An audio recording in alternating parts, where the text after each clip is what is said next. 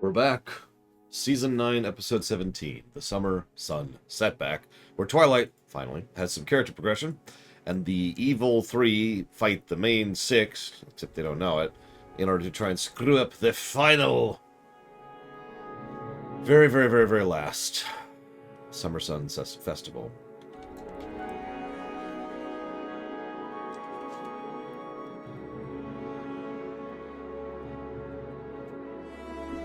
This is an interesting one.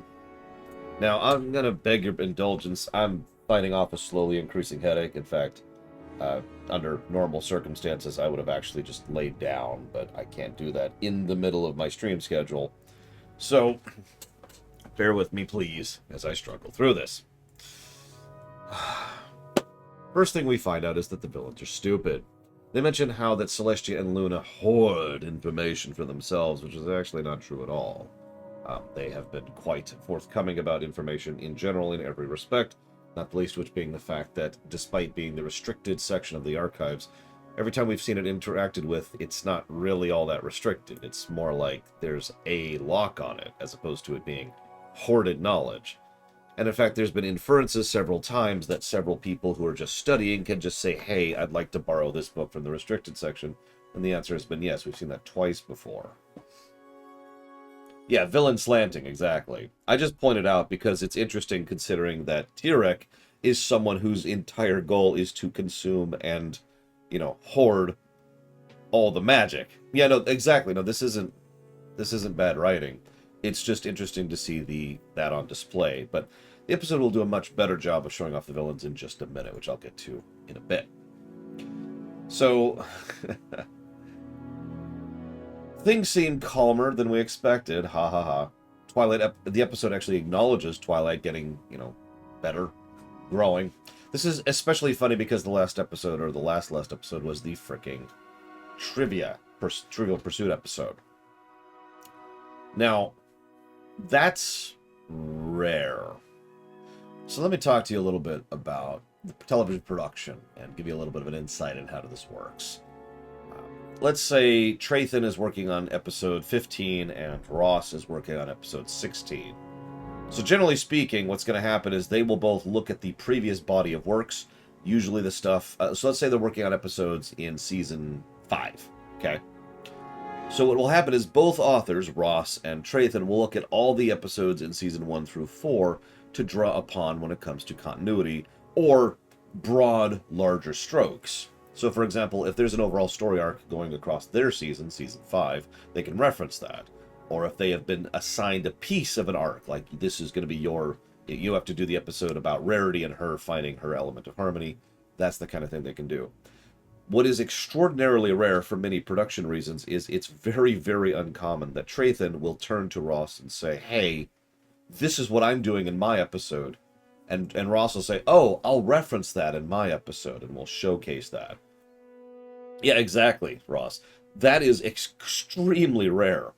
Now, I don't think it should be. Let me explain a little bit about that. So the reason, well, there's actually two reasons. The main reason that most writers don't do that is because it's extra work. I'm not making that up. That's from the mouths of writers. It's extra work to try and keep track of what someone else is working on, even if it's directly relative to your thing. This is why even when episodes in Star Trek, for example, that are part of a line have a tendency to not directly reference each other. Instead, they reference the overall arc, right? The other reason they don't do it, and this is the only practical reason not to do it, is plans change. If you are in the middle of working on an episode and for any reason, because stuff goes bad, it's the whole theme of the episode, stuff goes wrong, things happen. So if anything goes wrong, well, now we have a problem, and you're referencing something that didn't actually happen. This is something that actually did cause problems for the DS9 staff when they were making the Dominion War story arc, the 8-episode story arc in Season 6, I think it is. And they were having trouble because every now and again something would go wrong, and they'd have to be like, oh shoot, this event never happened, so now you can't reference it. Now that's just life. But the thing is, this is also a solvable problem with proper and careful management, which is also the theme of the episode.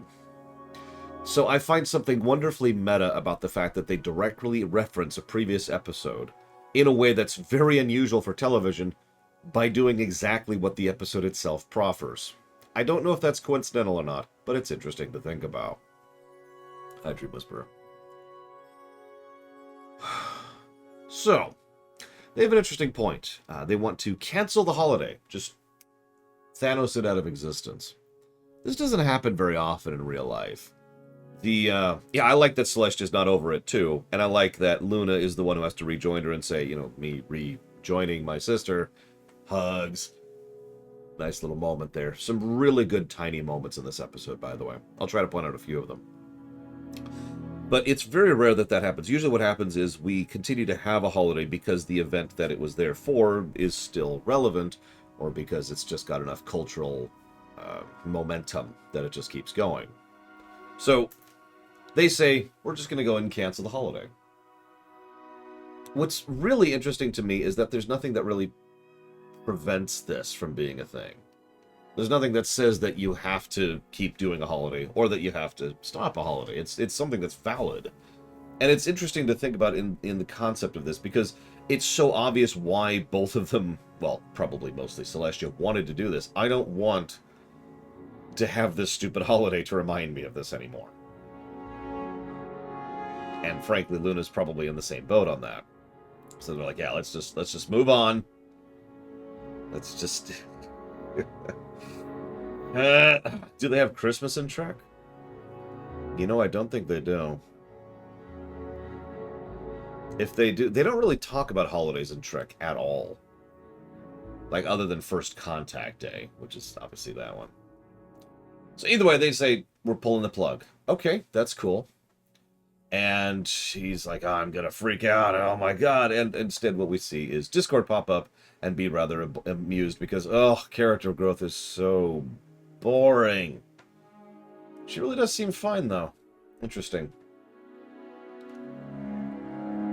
We cut around a little bit. We see some really good scenes. I don't have a lot of details to talk about here, but there's an interesting tidbit. All the defenses that Shining Armor put in place are still there. Which is interesting because, as we discussed, they suck at defenses, which this episode also highlights if you're paying attention. It's just, yeah, there's some very obvious issues with being able to circumvent them. Now, obviously they do eventually circumvent all of them, but what I'm trying to say is, you have a system designed so that only guards with the key can get through, right?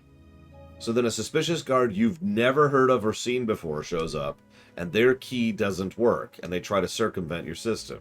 And then they wander off, like, whatever. I would fire the crap out of those two guards for not catching on to this. This is exactly what this system is there for. It is, in fact, literally the specific anti-changeling step.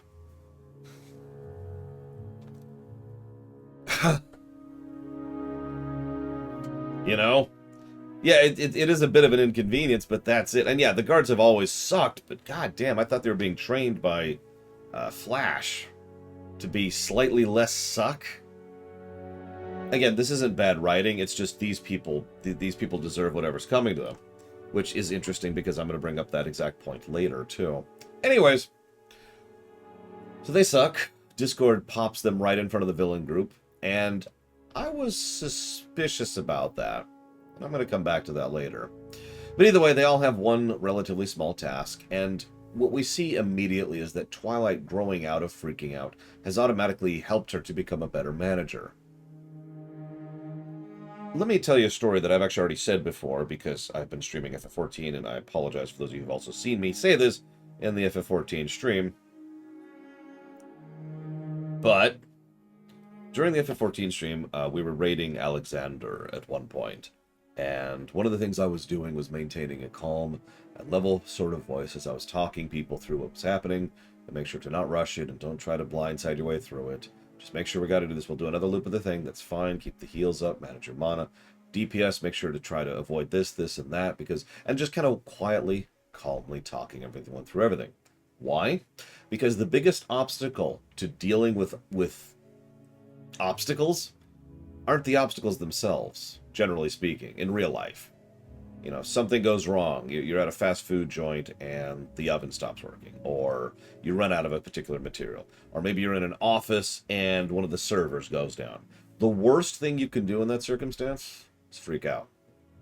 Even doing nothing is often less damaging than freaking out. And so Twilight doesn't freak out, and lo and behold, what we see is that she is substantially more on top of things quite a bit. And I like how they showcase this, especially when they actually, so skipping ahead in the episode by like 10 minutes, there's this bit where they say, oh my god, everything's gone to hell, and Discord's like, she's gonna freak out, yeah, and she doesn't. She instead says, let's fix this, and then they do. This is something I've had grilled into me from a very young age, because half my family's from a medical backing and half my family's from a military backing, and guess what? What's really valuable in both of those particular career avenues? Don't freak out. So that's been grilled into me since I was literally single-digit range, and yeah, I have a lot of experience with that. And I just really liked how the episode showed her not freaking out finally. Kind of wish this was a bit more of a gradual thing, especially immediately in the wake of Trivial Pursuit, but nevertheless, good thing. First I'd shoot them in the face, act. Then I'd shoot them in the foot. Then I'd shoot them in the chest. Then I'd shoot them in... Oh, sorry. What were we talking about again? So, Pinkie Pie eats too much of the food, as is her wont. Ironically, this is actually a plot point, which is the only reason I'm even mentioning it. And then Tyrek does something actually quietly terrifying. He uses his brain and quietly and specifically drains the magic from some of the Earth Ponies. Now, we've many times before established that Earth Ponies do have magic, and so they actually are weakened and drained and blah, blah, blah. And what's funny is Brayburn's reaction is almost exactly correct, if you caught that. Bunch of Earth Ponies who are carrying in food suddenly start getting weak. What's the most logical thing? It's probably the food. Keep away from the food.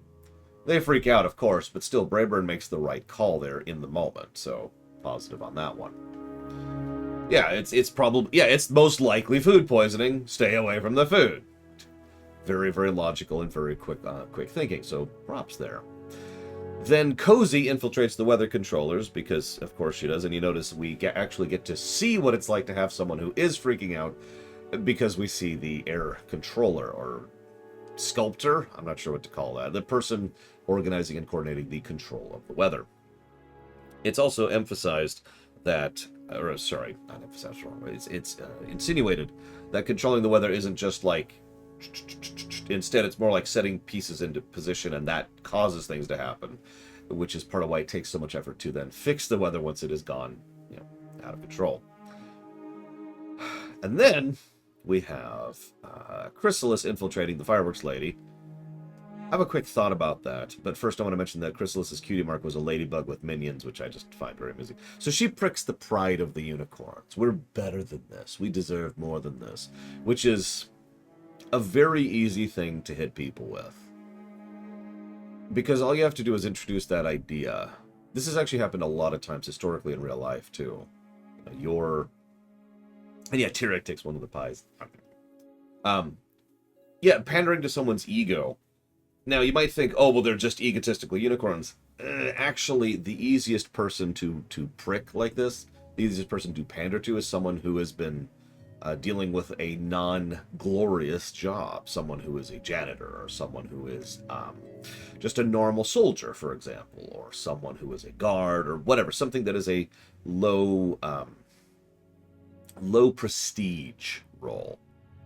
I talk often about how that's very stupid, and how anybody who has a brain knows the value and purpose of such a thing. But it's so easy to appeal to someone by it's actually appealing to their shame, not their pride, by saying, you're better than this. What's interesting is I found myself having a whole mindset, wondering if instead of cheerleading, unicorns have fireworks. Think about that for a second. Instead of going, which we have seen before, that they actually have fireworks squads that specifically do, work and effort and prep more time into combining which spells they use where in order to make which fire. Just random cool little world building tidbit. But either way, their pride are pricked. And they're like, well, screw this. We're not going to put up with this. We're out. Interesting. This then leads to Applejack saying we should tell them the truth, because of course they should. Everyone else is like, no, no, we shouldn't. We don't want her to freak out. I get where they're coming from on this, but not the greatest plan that they could possibly have come up with. And Rainbow is an amazingly bad liar here. Even worse a liar than Applejack, which makes sense to me. Pinky is the one who comes up with the third option. We don't have to lie or tell the truth if we just fix everything before she finds out. Okay, I'm kind of with that. So naturally they Rainbow turns to the solution, Discord. Naturally, Discord doesn't go along with this. And as per Discord's modus operandi, he doesn't go along with this for two very obvious reasons. The stated reason, which is, this is your thing and your task and you can deal with this as a group, you don't really need me here. And reason number two, this is all going to be very funny to watch. I mean, you can tell Discord wants to see Twilight blow up over this. Yeah, he wants the chaos. Of course he does.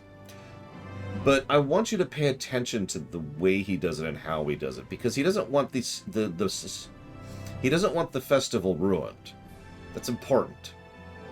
He just wants to have a okay, right? And I guarantee you with total certainty that if they did absolutely fail at the end of the day, he would have just been like, oh, and by the way, when we get to the montage where they're cleaning everything up, he helps. Now, I'm not just saying this to showcase how much Discord is awesome, even though he is. There's a specific reason I'm bringing this up. Because right after this is a scene which is actually very well constructed narratively. There's a lot of good narrative cuts in this episode. There's a scene where the villains are like, well, our plan is working, and we see the last, we see the three villains do their thing, and then it cuts to Twilight saying it's all coming together. There's lots of little neat little narrative moments like that, but my personal favorite is it goes straight from Discord to everyone freaking out and running around and being horrified, and the villains watching it and enjoying it. Now, to explain this is why I keep emphasizing that Discord is not villainous here. Because this is, and I know you're so tired of me hearing me talk about this, the pattern in a nutshell. Discord is part of the pattern. We've talked about this before. He has friends. He does care.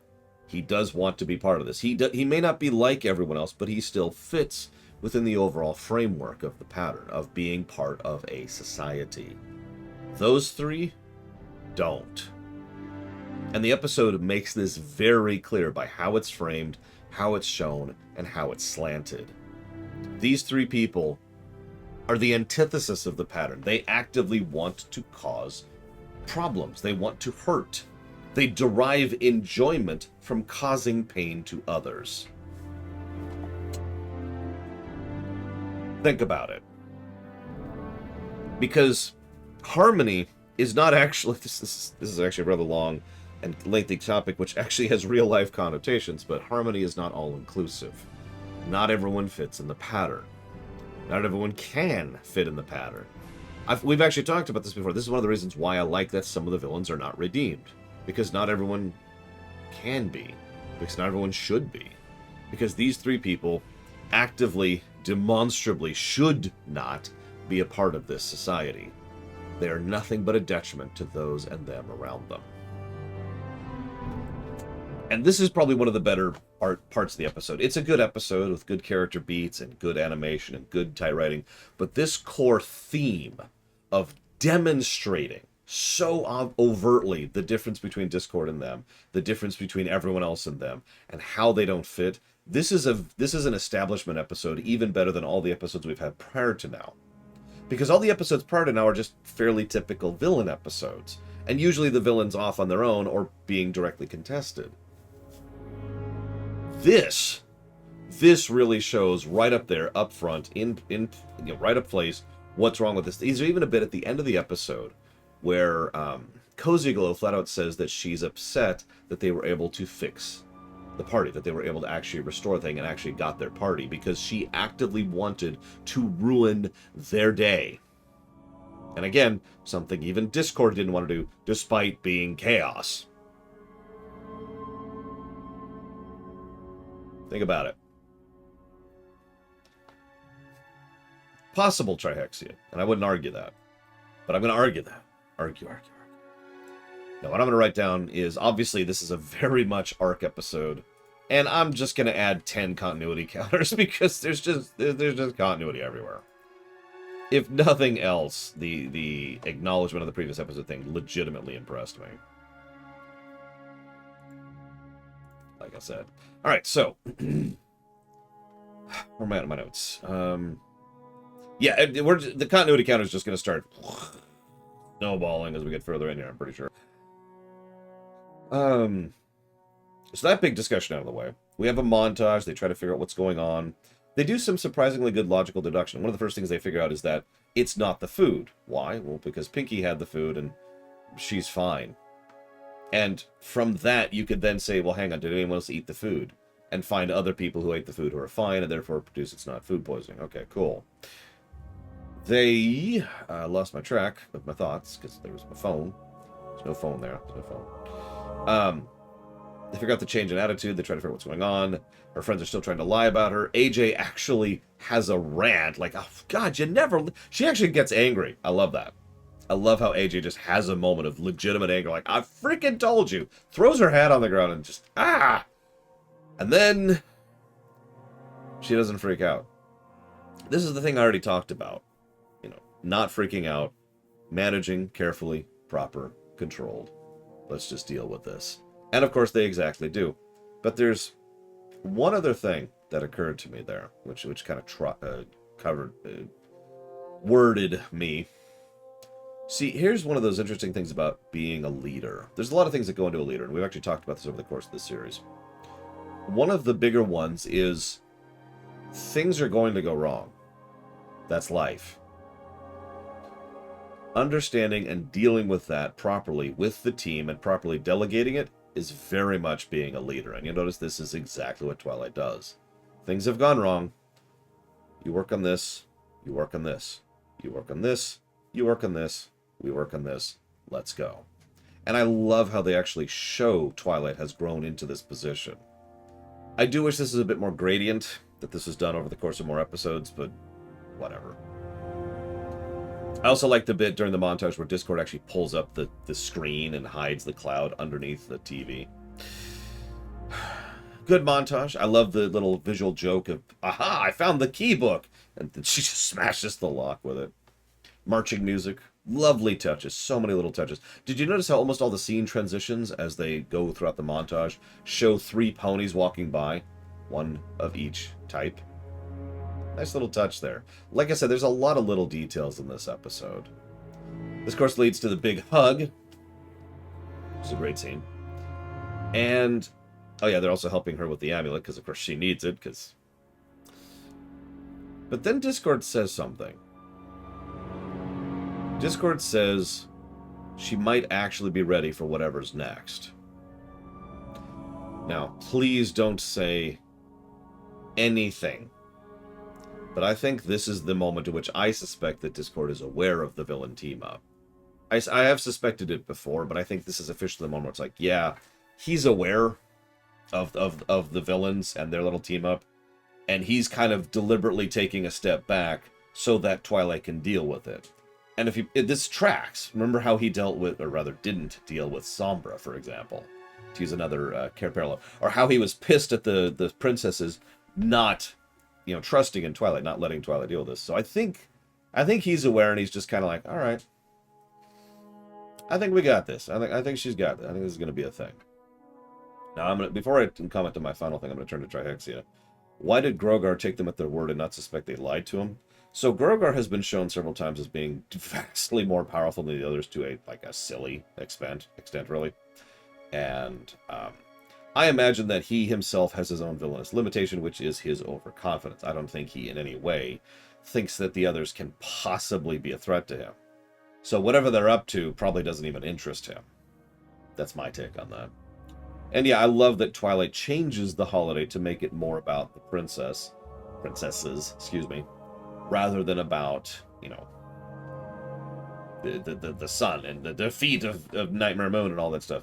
Which is funny because you remember how I mentioned earlier that we don't really get rid of holidays? What we have done several times is changed holidays. I mean, how much does Christmas of the last 50 years resemble Christmas, the holiday it was actually based off of? Or any of the other 15 holidays that got merged into what we now call Christmas. So, so then the episode ends, and this is interesting because they mention it was easy to get them to all turn on each other. It was, wasn't it? Cut to credits. So, very obvious foreshadowing hook there. We can kind of see the direction that the villains are thinking. But it also makes perfect sense in its own horrible way. I don't advocate this, so let me try to explain this a little bit better. Some people think that there needs to be strife and pain for people to be at their best. I am not on board with that. But it is a truth that someone who is unused to flexing a muscle doesn't really know how to deal with it when that muscle is tested. This applies emotionally and intellectually more than it applies physically. So let's say that you live in a society where everyone's tolerant and cool and everything's cool. We're all cool here, everything's cool, and has been for literal centuries. And it's just been getting more cool. Everyone's just people. And then someone comes along and pops an idea into your head that you're different because you happen to have a horn on your head, or maybe you have wings on your back, or maybe you're stronger than other people. And those kind of thoughts probably have literally never even occurred to you, because why would they? You are more vulnerable to this kind of manipulation because you've never had to flex that muscle. You've never been tested or tried. You have grown up in peace. You see the logic here? This is something that Trek has barely touched its toes into periodically. It's easy to be a saint in paradise. But this is something that is an interesting topic and a very in-depth topic in its own right. Now, what they do with this is something I think we will see in the future. But I will point out that even the Chancellor Evil, once he was tested and once people finally pushed back and showed him and he saw the blah, blah, blah, blah, blah, he was willing to reconsider. He was willing to acknowledge that he was wrong and move around and through that. That's kind of part of that interesting tidbit there.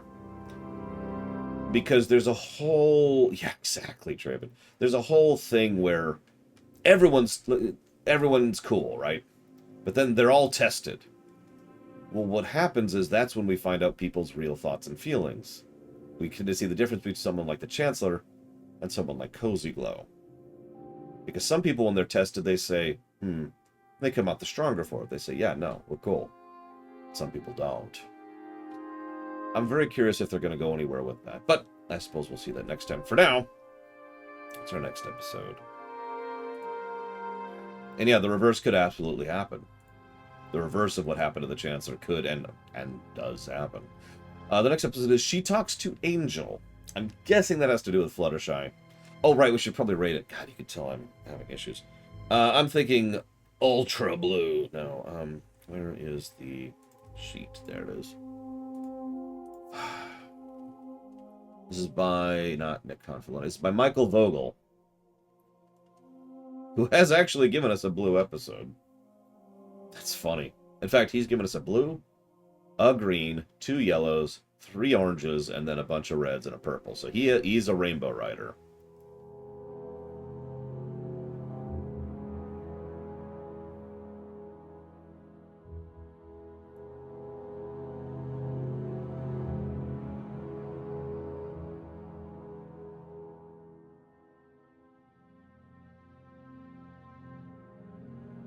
I'm actually torn on this one. I agree. Let's start by saying I think red is the floor. It's a well-written, well-acted, well-animated, thematically powerful, excellent story with great pacing that includes a lot of continuity and is an arc and is part of a continuing ongoing story which is still developing. Like that, there's a lot of good going on here. So, yeah, no, red is the floor. Absolutely.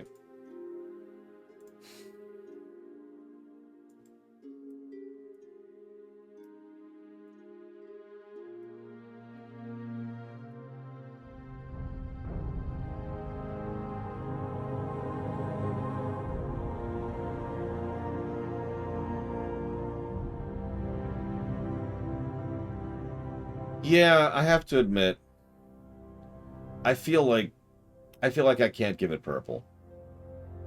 I can't. I'm just gonna give it red. I think we're just gonna commit to red. It is a damn good episode. It is remember, red is a damn good rating. Orange is above average. So yeah, no, this is legit. But next, for real this time, she talks to Angel. We'll see how that one goes. I don't have any extra paperwork or stuff to do, so I'll be just going straight into the episode, so it should be a smaller gap this time.